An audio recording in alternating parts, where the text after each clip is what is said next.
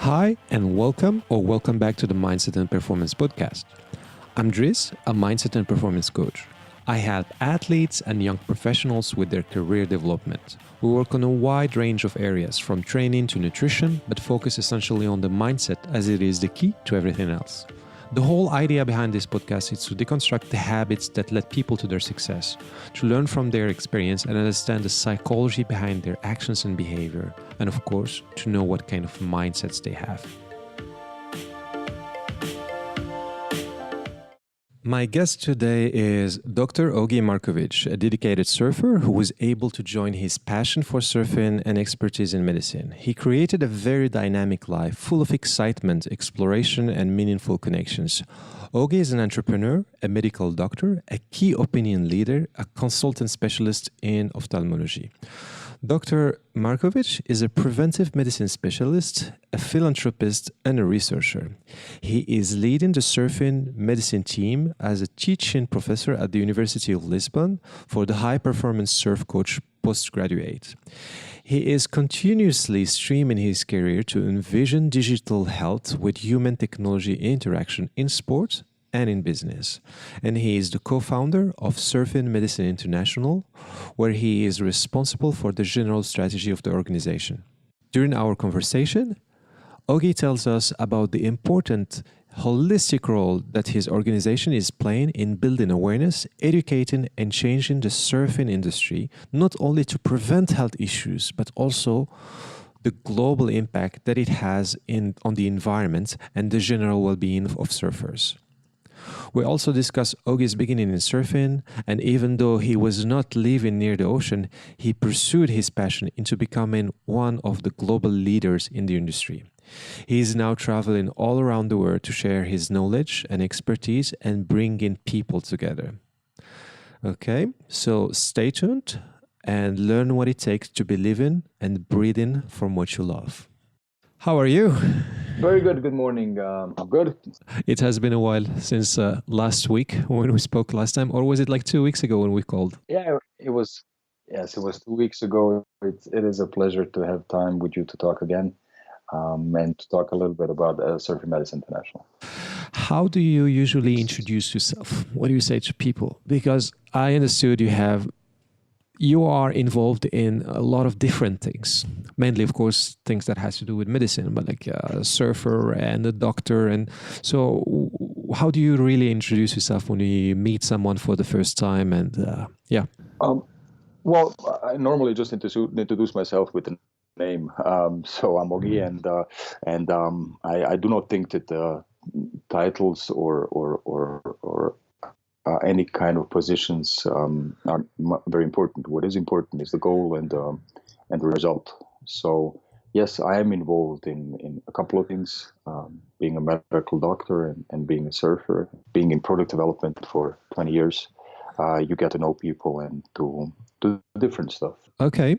So can you tell us a little more about what you do and which are the areas where you are actually involved? Well, I am obviously a medical doctor, and I'm a surfer. I started off surfing in my early teen years, so I was 11 or something, and from then on, I was very much into surfing and surf diseases. So to understand all of the holistic approach to the diseases that can be found in surfers and in sportists. How did you start actually surfing? And when? I mean, you're from Austria, right? Yes, I'm from Austria. I'm originally from Vienna, and I started surfing in the 80s whilst I was visiting my brother who was living in Santa Cruz. I started off then as a kid, and I continued until now. So it's been now 35 years and still stoked. That's nice. And how was that experience when you started surfing? You said in California, it was with your brother. Did you fall in love directly, immediately with it, or did it take some time? How was that experience? I think like every surfer, I didn't really fall in love with surfing right away. I fall in love with being only at the ocean. And surfing was the natural extension of this feeling. And yes, it was a part of this whole experience, like everybody of us has. And then so yeah, okay. Now you're involved with Surfing Medicine International. So basically, it sounds like you were able to join the passion for surfing and the profession that you were trained for, educated on. How did that happen? Like how did you make this connection between these two, and when? The connection was made through my own experiences and the experiences of my whole society and my whole background, my community, my surfing friends, who have shown very early pathologies which are associated with being a water sport person, especially a surfer. These pathologies are caused by different factors like UV lights or wind or cold. And as a kid, I already saw that the changes through UV on my own skin and my own eyes. And it happened that with the years of my education, I came to become then a consultant specialist in ophthalmology, so in eye surgery, and these things came together when I started my scientific work on different UV-caused pathologies on the eye. From there on, I have developed in a direction of prevention, and years after the things came then together when I was called by a friend who used to surf with me in South America and who introduced me to two more guys, to Ingvar Berg and to Dian van der Sloot, and the three of us have founded Surfing Medicine International in September 2011. Awesome. So what did you do before 2011 again? Could you share with us your experience before Surfing Medicine? Yeah, I started med school in 1994 and was every year during my med school in another country to surf. So I spent a couple of years in South America and Australia. I finished up my med school in 2000. During this time, I was working already on cell biology and cell pathology. And during these years, I have developed and explained the mechanisms of Pterygium. This is a UV disease on the eye. This was one of my first scientific activities, which connected me then again with surfing. And from this student stage, I finished up then my general practitioner training. Then I went into 4 years of internal medicine training. And after this, I decided to specialize one more time. And I finished then ophthalmology and eye surgery. And after working for 15 years as consultant specialist in ophthalmology, I decided also to specialize one more time. So I did then occupational and preventive medicine. So when you join all of these things together, then you have a very holistic approach to pathologies and you understand how they start and where they're going to and how to prevent them. Did you meet a lot of surfers who suffered from these pathologies and those problems during that period? Yes. We can see this in almost every surfer who is intensively in time and who is intensive surfer. So as soon as you have your, I would say, 2 to 3 hours weekly of surfing, you can see these pathologies as well as on the skin, as well as on the eyes. So it's very relevant and very common. And how can you prevent from having this? Like I surf almost every day, and I don't want to have this kind of what do you call it? Like, is it a disease? Is it degeneration? Yes, it is a degeneration which is growing on your conjunctiva, so on the white skin of your eye, and this starts to grow over your cornea, so over the transparent part of the eye.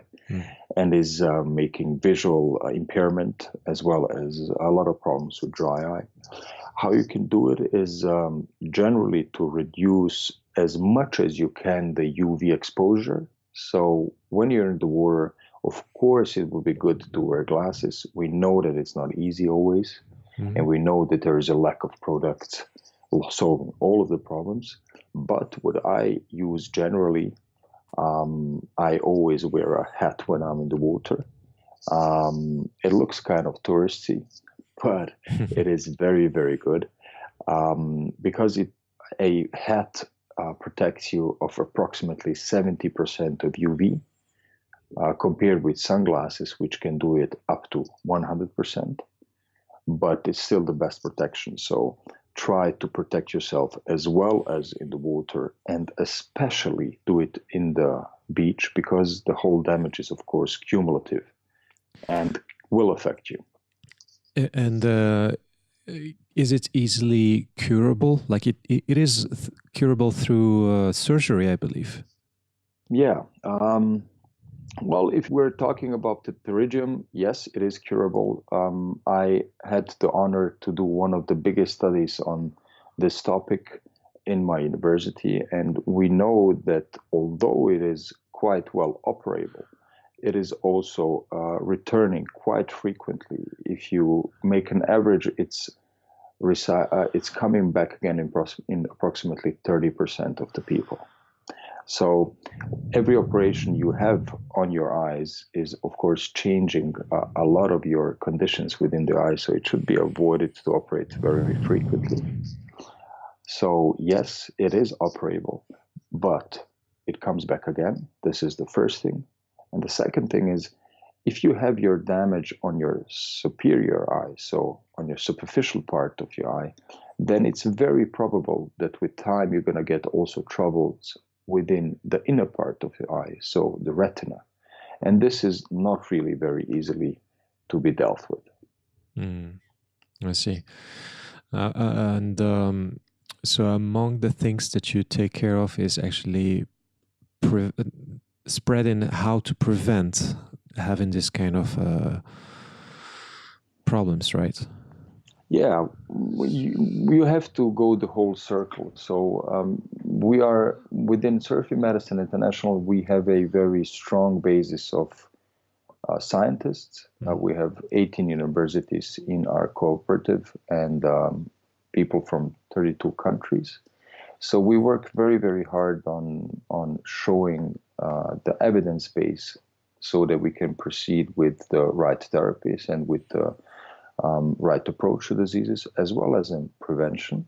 But you need also to understand that it's a lot of also outreach work and a lot of marketing work and a lot of PR work that we have to do in order to spread the knowledge worldwide. Could you tell us more about what you do under Surfing Medicine International? Well, Surfing Medicine International is at heart a certified medical association, but we are powered by a passionate and truly global network of surfers from every aspect of life.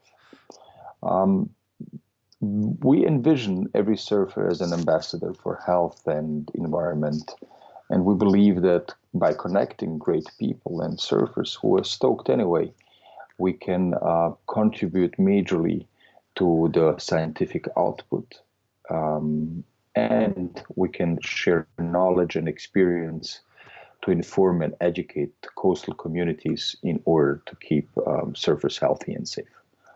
In order to do so, we have produced over the years different programs. We have an educational program, advanced surf life support courses where we share knowledge for everybody to be able to protect themselves. And we have also our outreach program, the CSLS, the Corporate Surf Life Support course, where we try to translate our knowledge and our experiences to companies and to the industry so we can together make this happen and prevent diseases. Okay, what are the major challenges about running this business? It's a non-profit, correct? Yes, it's a non-profit from the beginning. Mm. It's transparent, it's certified, it's medical. So all of these things have a certain attribute, and all of these things need to have certain standards to be reached. Being ourselves a medical association, a certified one, we are very much bind to evidence-based medicine and state-of-art skills. On the other hand, being also international, we must stay very, very flexible. In our organization, we speak about 20 languages. 20. And Wow. yes, yes. So it's really something very Global. interesting. Also, it's very global. It's very open-minded, and we are very happy with the people that we have in our organization because they're all surfers, and there's something special about surfers, and this is what makes it happen. Interesting. I would have thought that such an organization would be probably based somewhere not far from the ocean. But I believe I'm wrong about this misconception that people who are interested in surfing can only be based in proximity to the ocean, to the waves. I was kind of also thinking the same thing since coming from a landlocked country. But then on the other hand, if you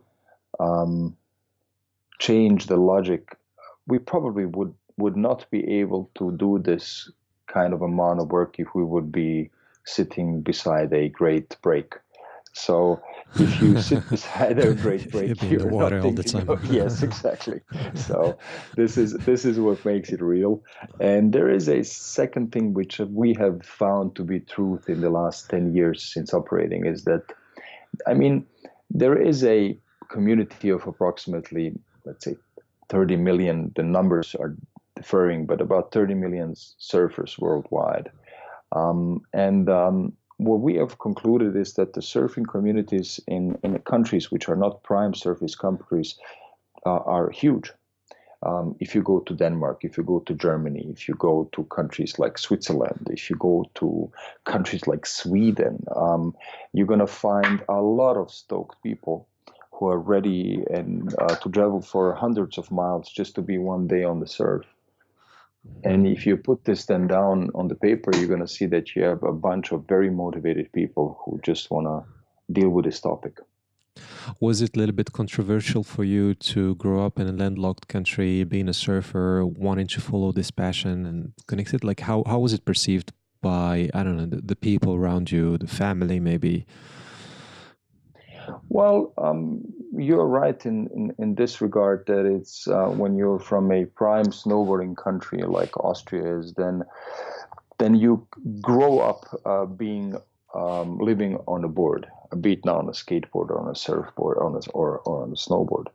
But being 2,500 miles away from the next best surf spot puts you in some difficult situations in terms of money and in terms of organization.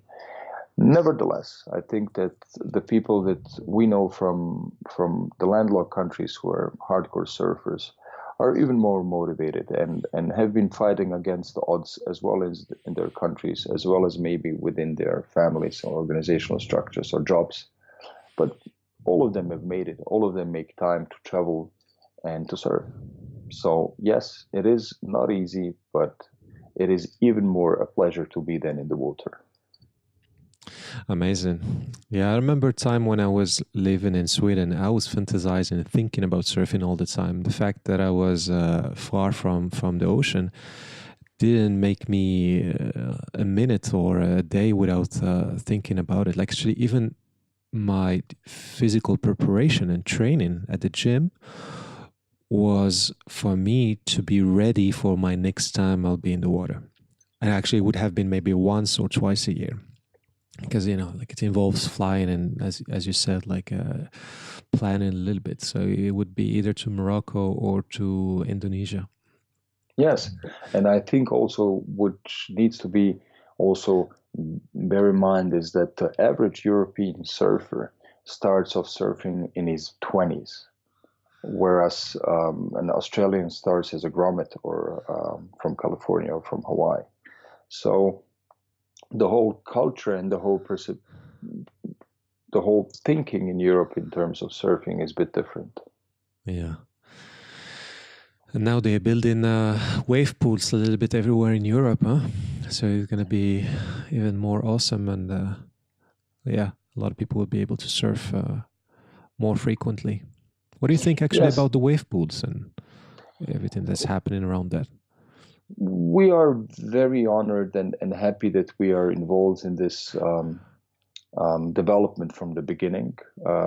We had some pioneers in terms of standing waves in Munich with the Eisbach, and this whole idea of having a wave inside without the ocean has been growing through the last 15 years, and as you can see, it's growing now exponentially. And we have given it some thought, and also did also some scientific work already on wave pools in terms of injury prevention, injury statistics, and we have some concrete data which show also a very, very clear difference in terms of injuries between a wave pool and the natural environment.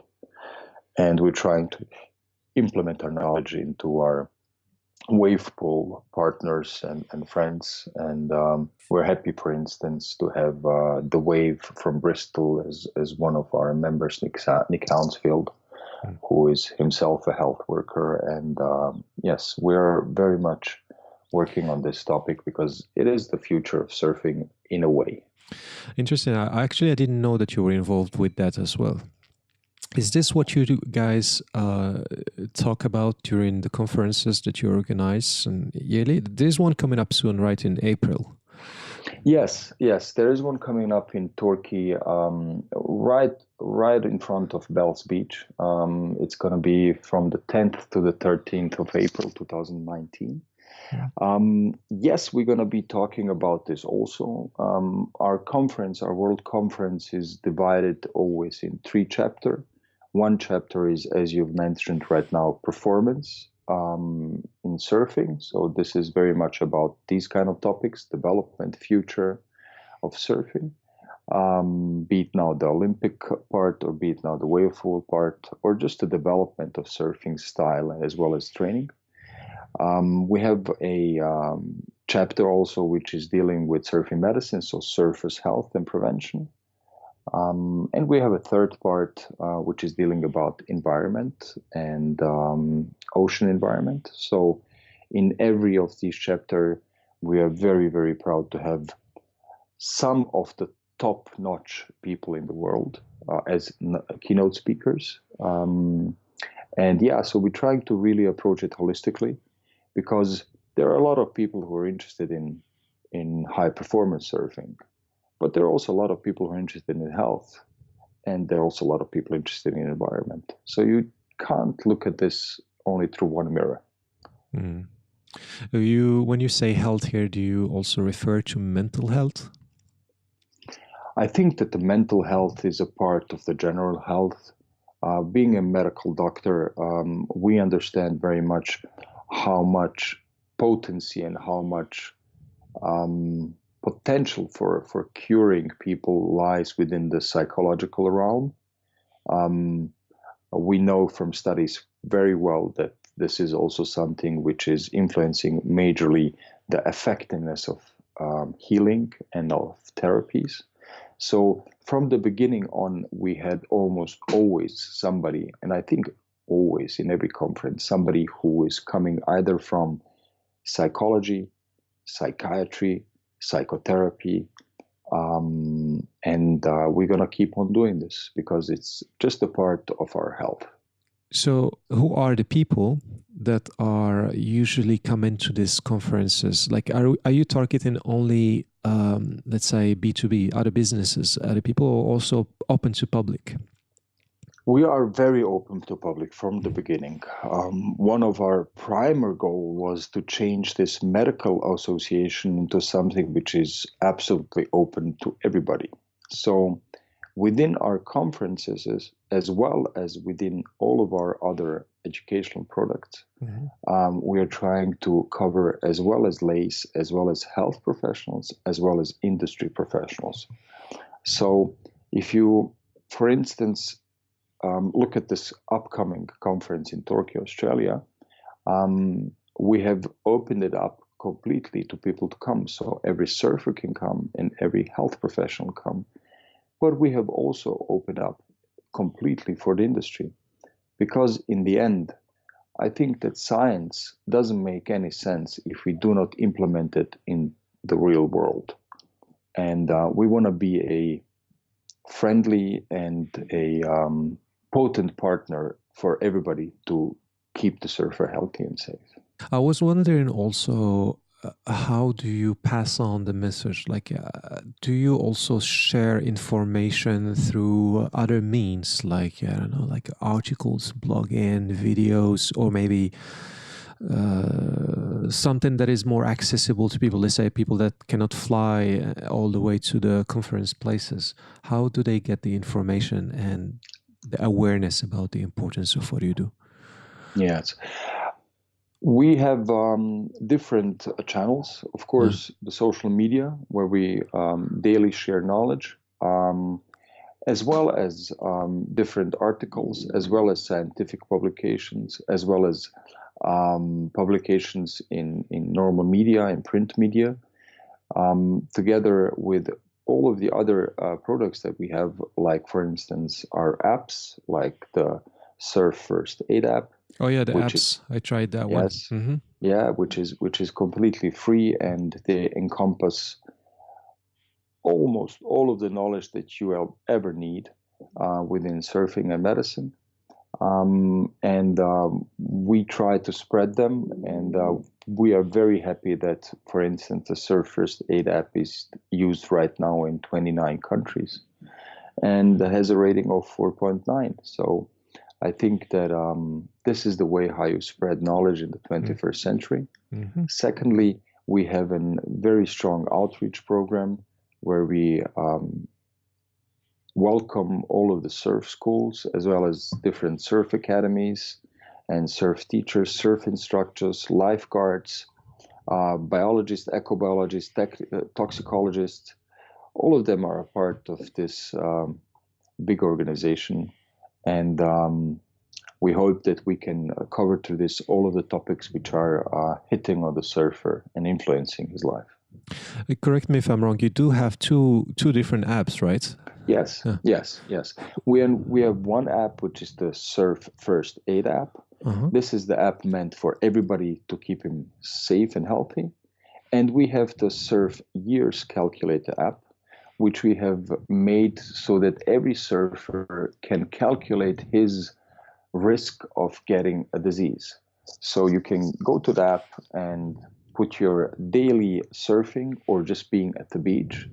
And through this, you can correlate your time with the diseases that you may encounter or do encounter in your life. This is how you can calculate on the amount of time that you spend in the water, and then figure out when it is smart to stop, when is it smart to protect yourself, and when is it smart to take measures so that you can keep yourself healthy. That's something I definitely need to use, actually.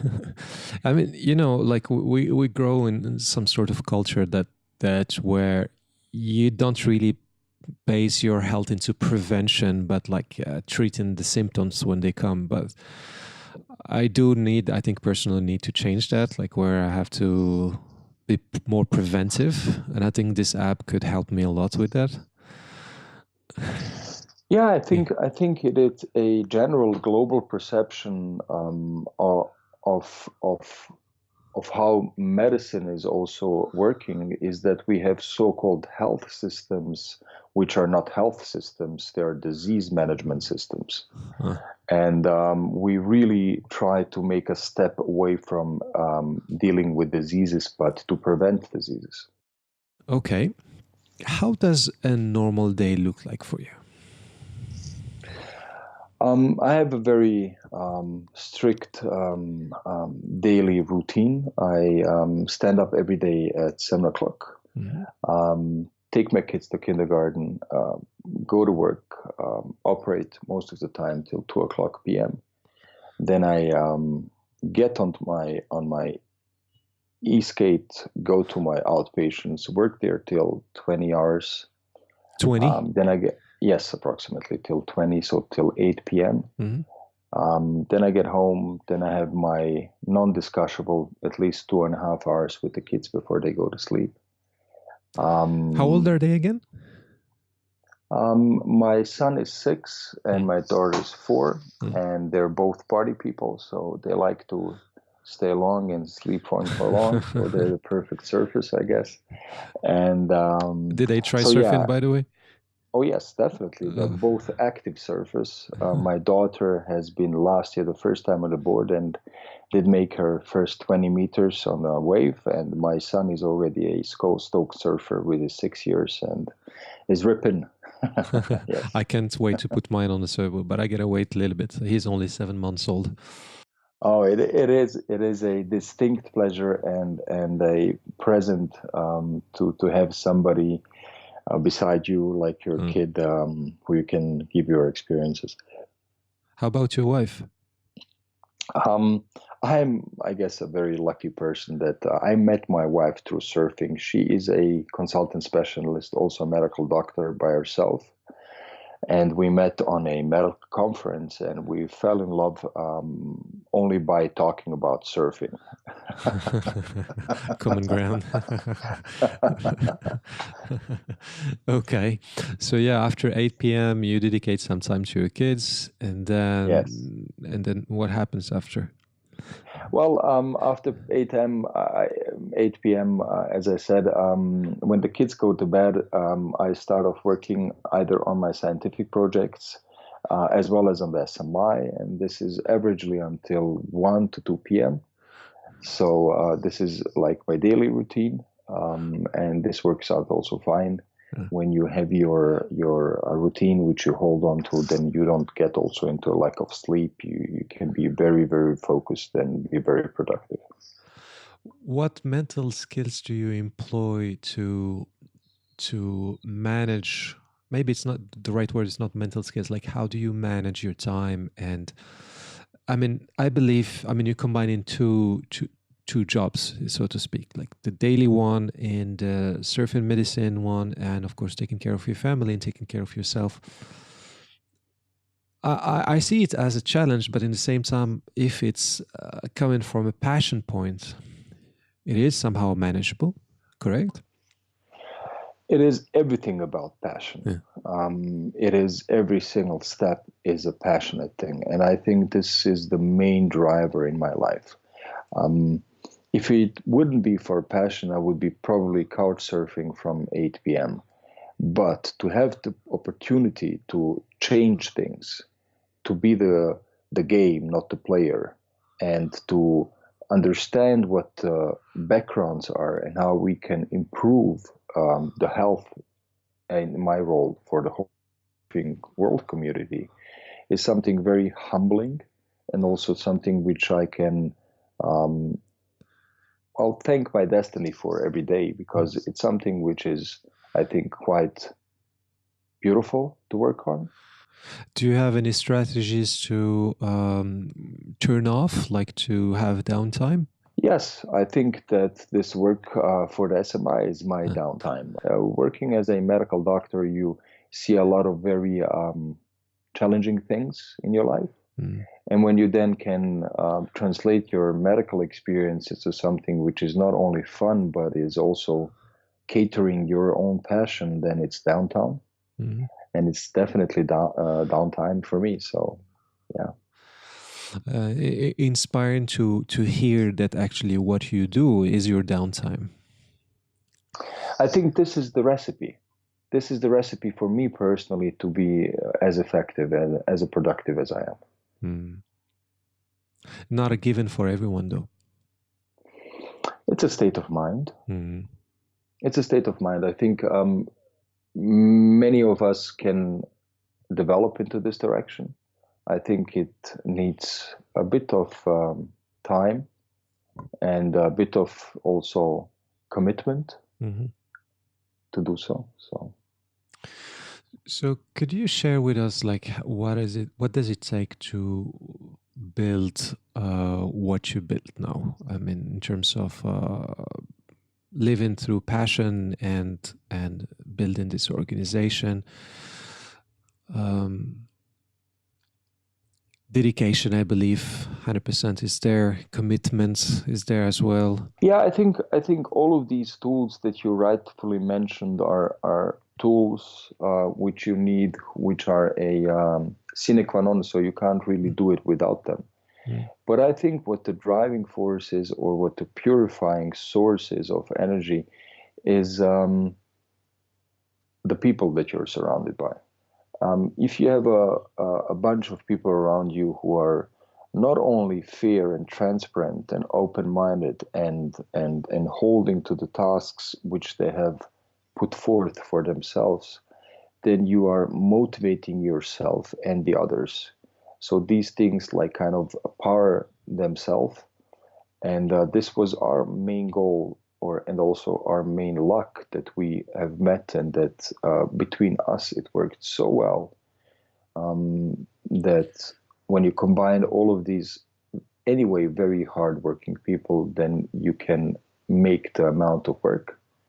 And on the other hand, I mean, imagine a person who has spent his whole life, and I mean whole grown-up life, in learning constantly to help somebody. And this same person has a character who is ready to paddle out for hours just to get one wave. And when you combine this person with this humanistic person who wants to help, then you're going to understand that these people are very, very diligent and also very hard-working people. And this is what makes a certified medical doctor so cherished by the industry as well as by the scientific community.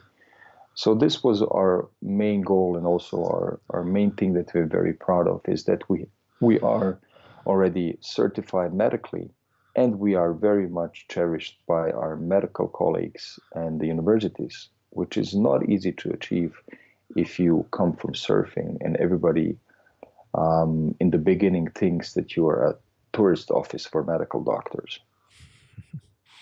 Did you grow up knowing what you wanted to be, in which direction you wanted to take? As a young kid? Yes. Yeah? Yes, I had a direction. I didn't wanna deal with a lot of numbers. I did in my education. I did a mathematical high school, so I was very much into mathematics when I was a young kid. But when I finished my school, I kind of was fed up with working with numbers. So I wanted to work with people, and this brought me to this medical direction. And being a guy who is well educated in numbers, it is quite logical that you go into science and statistics and so on and so on. So for me, it's the better way of existing, to be able to help. Did you get an external influence, as in like somebody that you look up to, or let's say somebody from the family perhaps, that had this positive influence over this decision, or how did it happen really? I think really that from the beginning there was a sentence of my grandmom who always told me, don't look for role models, but look for role morals. Wow. And this is something which has changed my perception as a kid, as a 12-year-old kid, because I was thinking, like, what does she mean? And with growing up, I understood that it's really about morals. Whichever moral you would choose is something which you should take up in your role. Looking at role models is always your own personal impression of the person you think how it is.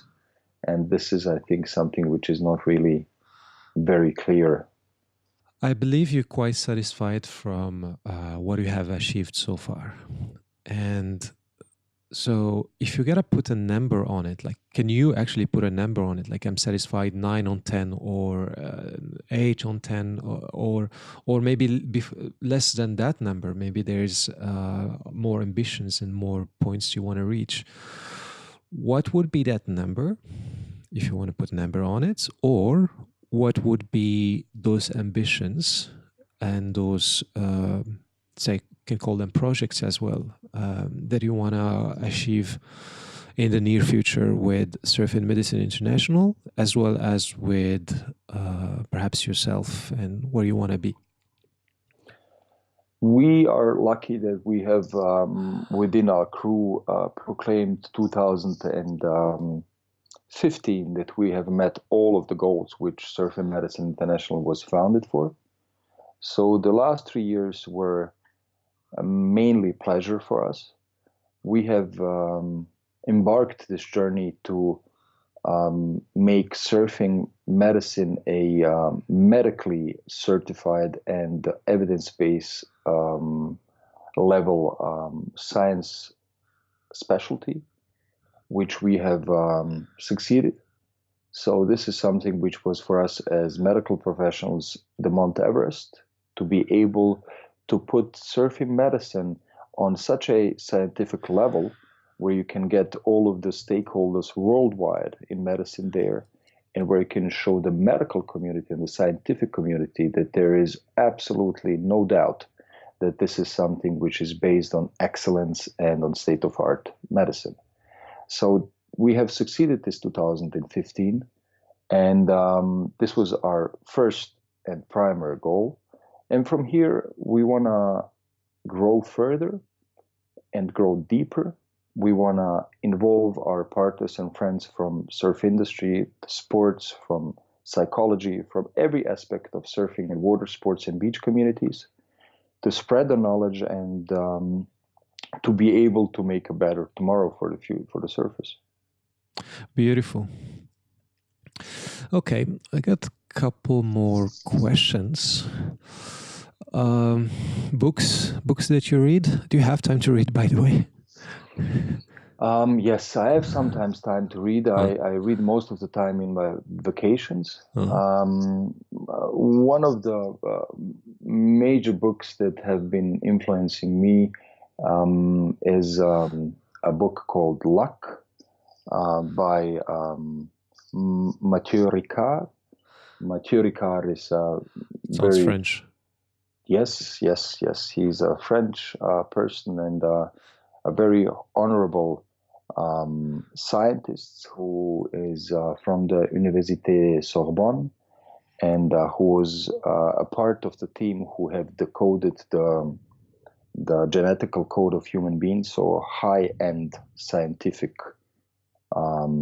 professional who turned 25 years ago from science and went into meditation, went to Tibet, and is one of the leading consultants now of the Holy Dalai Lama. And he is the guy who has shown and proven the plasticity of the brain, that you can change your brain as well as through your meditation, as well as through your practicing and chanting. He is the guy behind that? Yes, he's one of the guys behind it. He did one of the most important study on University Harvard, showing that meditation is directly influencing and proving this through MRI, so magnetic resonance, that it's really curing your brain.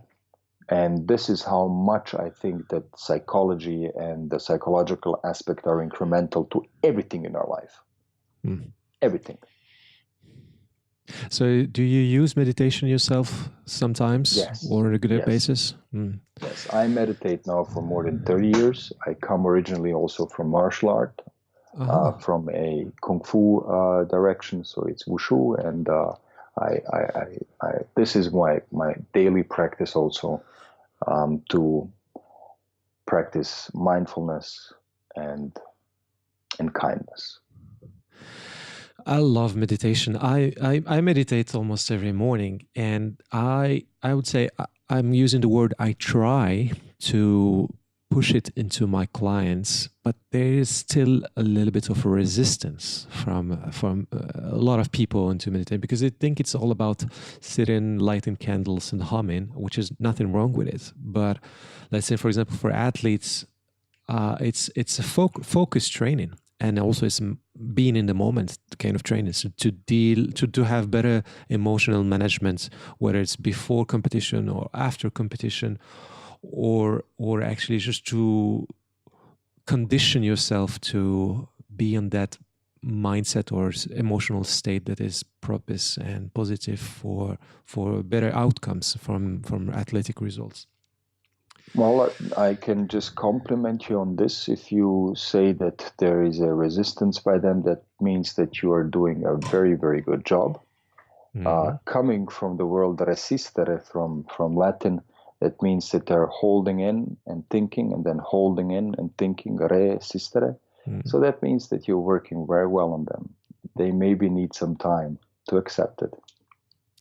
Yes, and implement it and include it in their practice. Like I got the other day, I got somebody telling me she was trying to meditate. She's going to a contest, a competition, big one for her. So she started feeling anxiety and stress and not feeling quite well, which is actually impacting her practice and her training time. So she had been trying to meditate. And I've been telling her, look, it's like treating the symptoms when you meditate only a couple of days before the contest and competition. She's a surfer. It's good to do it, but you got to implement it in your habits. You have to do it as a prevention, not to put it on top of the anxiety. Of course, you're anxious. It's not easy to wipe out those feelings and letting go of them easily when you have the high intensity of them. Yes. I think that you're completely right. As I have learned meditation by my teacher, I understood and I was taught that the last stage of meditation is every single breath. So it's not only meditating while still meditating, but it's meditating while still living. Yeah. Okay, that was about books and drifted to meditation. How about defining success? I really do not like the word success, because success means always the end of a process. I think by succeeding means also that you are being succeeded. So succession is a word coming also from succeeding. I rather like to have a algorithm or a program, or to have a goal. What the problem is with generally the succeeding is that succeeding is always bind to expectations, and expectations are a big problem if you want to reach a goal, because they're never real. So what I try to implement in my life is that I have concrete goals without any expectations, and I hope never to succeed, but always to have fun in the process, and it never ends. Good perspective on it. I never heard somebody describing it this way and having this outlook on what success is. This is somehow a definition. Yes, indirectly. Yeah. This is exactly what is one of the biggest problems, I think, within generally society, is that when you have a certain success and you have a certain, let's put it this way, title or whatever you want to call it, you are right away in another position, which I think you are not, because at the base we are all human beings, and the experiences are just seen through different frequencies. And to be really, really open-minded to people, you need first off to understand that you're looking at your world only through one frequency. Correct. Yeah. Okay, this is coming close to an end. I'd like you to articulate your message, if you want to pass on a message here to my audience or your audience regarding Surfing Medicine International, or another topic for people who are, let's say, pursuing what they might call success or what they might call achievements and goals, and pursuing a passion, actually, because you have pursued your passion and connected quite well with your profession, which became actually passion profession. What would be that message, if you have one? I think the most important thing is to stay authentic, friendly, open-minded, warm-hearted, down to the ground, inspiring big things, loving people, and then you're going to get wherever you want to go. Beautiful. Beautiful. I think on this note, we can end this conversation, this beautiful, very interesting and inspiring conversation. It was really a great pleasure having you here, sharing with me your story, sharing with us your story, your ambitions, your passion. How can people find you, actually? Where can they find you? The people can find us on surfingmed.com. They can find us on our social media. Look at Surfing Medicine International. They can find us on Instagram, on Facebook, on LinkedIn, on Twitter. You can find us also within our professional spheres, be it now in medical society, in medical publications, in journals. You can find us in different standards and guidelines. So just look for Surfing Medicine International and you're going to find us. Great, Ogi.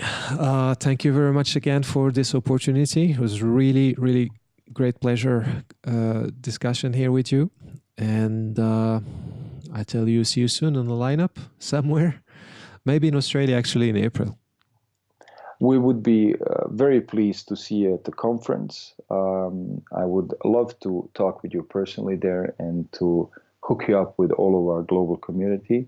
We're very thankful for people like you who are spreading the word and putting humanity into psychology and to training. So thank you very much for your time. Thank you.